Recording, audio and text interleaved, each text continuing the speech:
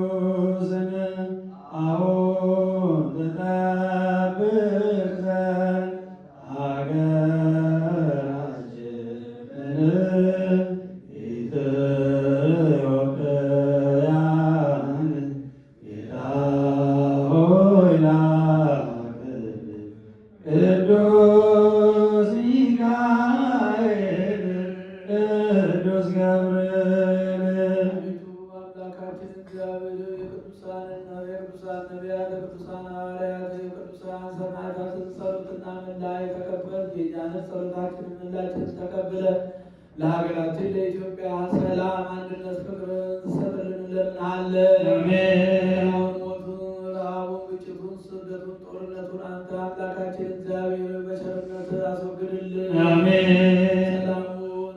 ሰላሙን መተሳሰቡን ለሕዝባችን መልስልን። ሞቱትን በመንግሥተ ሰማያት አሳርፍልን። ዳኛ በሌላኛ ተይዘው በየሆስፒታሉ በየቤታቸው ነው ምሕረት የሚሹትን አምላክ ሆይ የምሕረት እጅ ዘርግተህ እንድትፈውስልን ለቁመተ ሥጋ አብቃልን።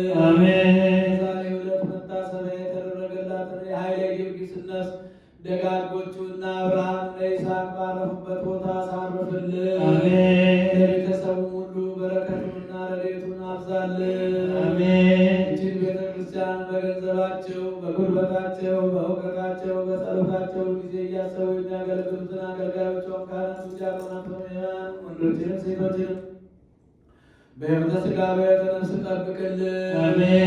ከመከራ ሥጋ ከመከራ ነፍስ ሰውርልን። ለብርሃነ ጥምቀትህ በሰላም አድርሰን።